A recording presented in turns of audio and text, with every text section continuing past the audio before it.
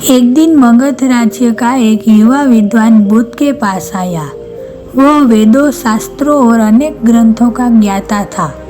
उसकी वाणी तेज थी, तर्क की शक्ति प्रबल थी और वह अपने ज्ञान पर अत्यधिक गर्व करता था।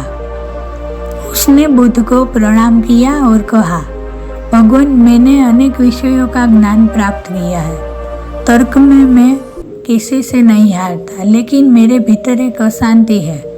कभी कभी मेरी बुद्धि मुझे धोखा दे देती है। मैं सही जानते हुए भी गलत मार्ग पर चल पड़ता हूँ। कृपया बताइए, बुद्धि को अपने वश में कैसे करें। बुद्ध मुस्कुराए और बोले, मैं तुम्हें एक छोटी सी कथा सुनाता हूँ, ध्यान से सुनो। एक गांव में एक व्यक्ति के पास एक तेज, शक्तिशाली और सुंदर घोड़ा था।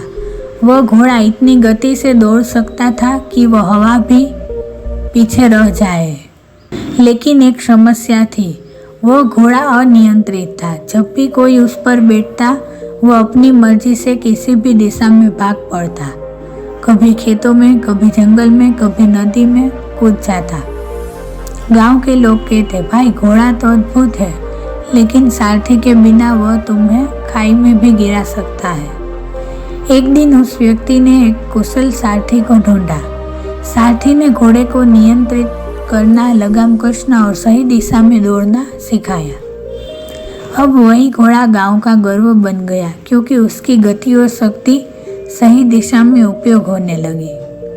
बुद्ध ने युवक की आंखों में देखते हुए कहा, तुम्हारी बुद्धि उस तेज घोड़े जैसी है, वह अद्भुत है, परंतु अगर उस पर संयम और विवेक की लगाम नहीं होगी तो वह तुम्हें गलत दिशा में भी ले जा सकती है।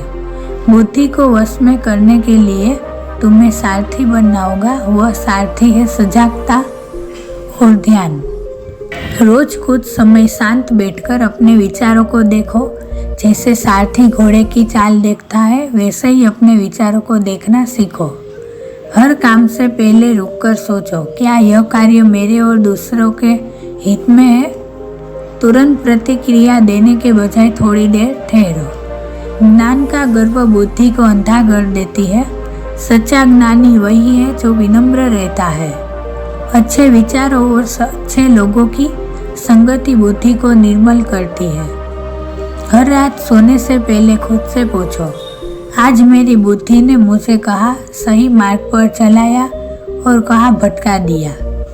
बुद्ध ने कहा, जब तुम अपनी बुद्धि पर संयम रखना सीख जाओगे, तब वह तुम्हें मुक्तिदाता बन जाएगी।